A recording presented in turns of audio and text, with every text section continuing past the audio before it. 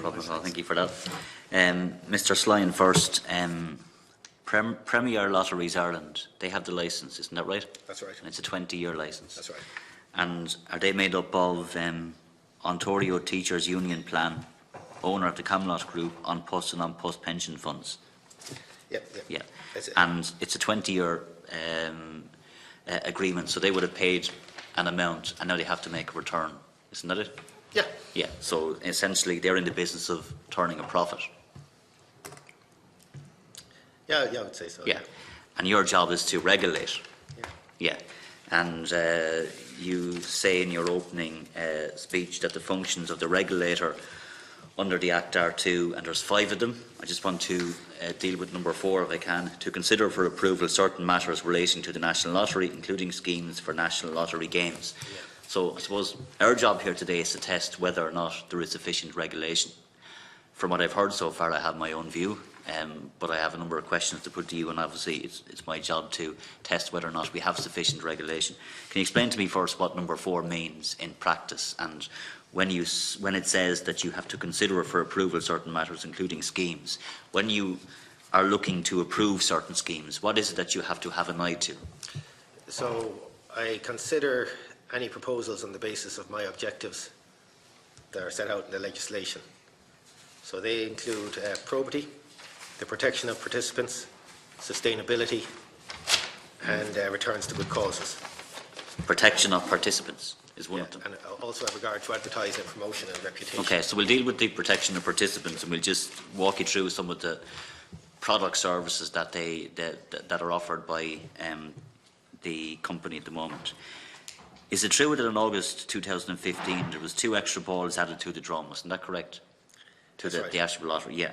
And the cost went up from €3 to how much?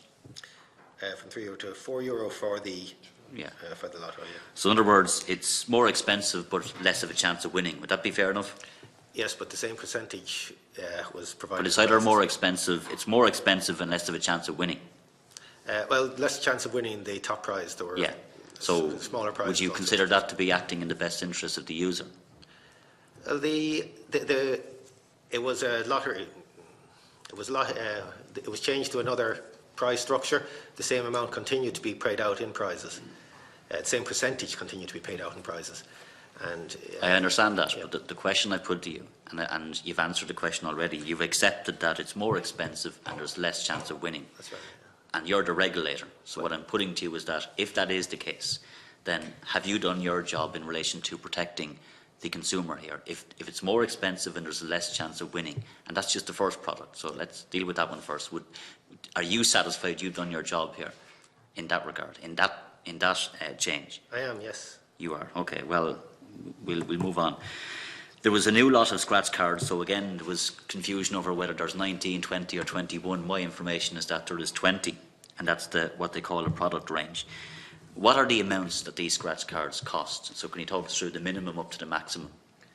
Yeah, you can. There are €1 scratch cards, and up. Yeah, keep going. Also, €10 for money multiplier. 40 is it? Or? So €20 cards. €20. €20 cards. Yeah. Thank you. Well, I would have thought you would have known that from it's a pretty standard question for a regulator. So it's a minimum of 1 and a maximum of 20. Yeah. Now, from your perspective, do you see any problem as a regulator that we have scratch cards being sold for €20? What we do, we assess the games before us on the basis of the risks that they pose to players. So we look at the academic literature, and what they say indicates the risk posed. Under the Act, the price of a ticket is a matter for the operator, but that doesn't mean that we disregard it. But I've asked you about your role, and this is what I'm getting back to, because now there's some confusion, and maybe you might be able to help me clear that confusion up. It says in your opening statement that you have to consider approval for certain matters, including schemes. Yeah. So did you have to approve the €20 card? Yes. So you approved it? We did. So it wasn't up to the company. You approved it. Yeah, we approved the scheme for the game, which includes the price, but the price is a matter. And do you not see a problem here with €20 scratch cards? Because whatever about €2 scratch cards, and people might be embarrassed if they were to buy 10 scratch cards or 20 20 or 30 if they had a gambling problem. But to be able to go in and buy €20 scratch cards makes it an awful lot more difficult to protect, in my view, the consumer. So I'm concerned about why that wasn't one of your concerns when you signed off on this. No, we would have looked at all aspects of the game, and that would have included, and we would have assessed it then, as I say, against the what's advised in the academic literature in relation to which aspects of games pose risks, and we would have assessed the whole risk of the game in that context. And what academic literature are you talking about? So there are, for example, schemes for testing lottery games, internationally used, called Asterig would be one. And who carries out this academic work? Well, we would do it in-house as well. But the scheme itself of Asterig is an internationally used one, based on all the leading academic experts on lotteries. So you're reliant on academic research when you're making a decision. So you had to make a decision on signing off on this €20 card and these €10 cards. So you have this academic research that tells you whatever it tells you, and you were comfortable with the person who's charged with making sure that we can protect consumers here. You were comfortable signing off on 10 and €20 scratch cards. Yeah, and we have internal expertise as well in relation to these matters. And tell me this online presence as well, because that's a major concern for me. And there was some confusion around whether you could use it out of the country and how it works inside the country. So you can only sign up, one person can sign up for one account. And how does that work? How does one sign up to an account? You provide your details. Which is? Your name, your address, your date of birth. Yeah. And what else? That's the. You'll also need to provide some payment details. Yeah, so a credit card. Yeah.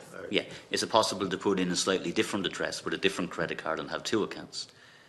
Yeah, so we are, I suppose, very focused on this area as well, and I think and to put in measures to avoid that kind of situation. Now, I don't want to go into too much detail around it, because to publicise the controls that the operator has to assess if there are multiple accounts would leave those controls open to avoidance. But what you're saying is that there could be loopholes, and you don't want people to know what the loopholes are. Is that essentially what you're saying? Oh, that is, yeah. And that's not a really good position for a regulator to be in, is it? What I'm also saying is that we're working. No, that's what you've said. So what I'm also saying is that we're working to ensure that the operator addresses any matters, and this is a particular focus. It's your job, with respect, to make sure that if there is any loopholes here, that they are closed down. Yeah, and we're doing that. And well, I would like, and maybe it would be useful if you were to present this committee with a paper on what exactly you are doing to make sure that we do close any potential loopholes here, because there was the questions that were asked by the chair as well around how this works outside the country, how it works inside the country, the cap that's put on it, and even that, in my view, is too high. I think it would be useful if this committee was given a paper on that issue. The online presence, I have to say, Mr. Slynn, is very concerning to me. And I think we need more on it. Who are Star Store? What's the Star Store programme? That is a programme that the operator is promoting in retailers. That this is promotion and selling the products, isn't it? Advertising and so on. Who's Mr. Niall Andrews? He's the head of sales, I think is his title, in sales and operations. Sales and operations for PLI. For PLI. So when he tells us that there was a massive investment of $3 million in the Star Store programme, that's essentially $3 million in pushing the products, isn't it? Just the rules on naming people, and you might refer to the what's going on. Him as the, what's his title? Sorry, what's his title again? He's the sales manager, isn't he? Head of sales. So the head of sales for PLI is quoted as saying that they were going to invest €3 million in Star Store. He says that the impulse element of the tickets is such a big draw. When they're positioned right, they're talking directly to the customer. He says that the objective of the Star Store programme is to drive sales through growth and profitability in stores by making the National Lottery agent central to its success. The programme is based on a number of key strategic areas: in-store, equipment positioning, product range, availability, display, merchandising standards, promotion and execution. So this company is essentially marketing the products, giving advice to the retailers on how they can push the sales of it. So if your job here is to protect the customer, and we have a big problem with gambling in this state, what oversight role do you have then in relation to what Star Store does or does not do, or what they can and cannot do? Yeah, so any advertising or promotion that the operator engages in must comply with the Code of Practice on Advertising and Promotion, which includes a range of rules such as, for example, not to use themes that are attractive to underage players, not to present winning as not to present playing the lottery or winning in certain ways. So there are rules and restrictions around the types of advertising and promotion that the operator can engage in, and we ensure that they. But from my baseline desktop research, it strikes me that there's a lack of real oversight here and a lack of regulation in relation to how this company is pushing its products, and it's the fact that it's engaging the services of a company to push the products is a red line for me, and it should be a red line for you, I would put to you. And just two final questions. The first is in relation to the odds of winning on scratch cards. I've been told they're either 1 in 4 or 1 in 5. Is that correct? It depends on the scratch card. Some of them would have higher odds. Some of them.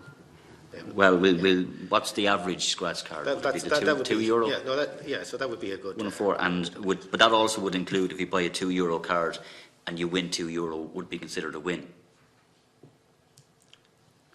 Yeah, which wouldn't be really a win. Yeah, the odds published reflect the odds of winning a cash prize as well as the odds of winning. My final question is, in your opening statement, you were saying that you can only speak in general terms about some of your work because of commercially sensitive and confidential information. Can you explain to me what you mean by commercially sensitive?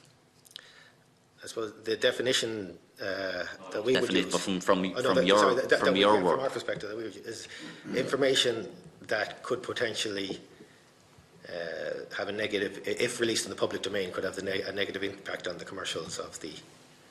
And who would be if this is a company that has essentially has a monopoly for 20 years? How would it be commercially sensitive? For example, I suppose information in relation to the IT infrastructure is generally held securely by not just commercial organisations but all organisations in view of the risk of hacking, for example, and cybercrime. So there are matters. But for a regulator who has oversight over. We have access to all the information. But a regulator would have to look at, on the one hand, the public interest, and then what you would describe as commercially sensitive information. That's correct. What advice did you get in relation to balancing the public interest versus commercially sensitive? Because you're coming into an Oireachtas committee. We are the legislators, and we're also accountable to the people. So you're essentially accountable to us here today. So when you come in and say, I can't discuss a lot of stuff because of commercially sensitive information, could be seen as, well, I don't really want to talk about some issues. And I could be unfair to you, but what I'm trying to get at is there's also a public interest here, and how do you balance the public interest versus what's commercially sensitive? I fully acknowledge that, Deputy, and I suppose what I meant to say was that the commercial sensitivity and the confidential information is something that I would have to take into account, perhaps if the conversations went in those directions. I think that's the normal approach taken by regulators. I can conclude and thank Mr. Sline for his comments. And I just, for the record of the committee, I'm very concerned about the product range. I'm very concerned that there isn't sufficient checks and balances in place to protect citizens against gambling. I think we need a report from the regulator in relation to both the range of cards, the cost of the cards, the online presence, and what limitations, what protections are in place, and so on. I think that is necessary for us to get under the bonnet a bit more on this issue with respect, Cathaoirleach. And thank you for your time.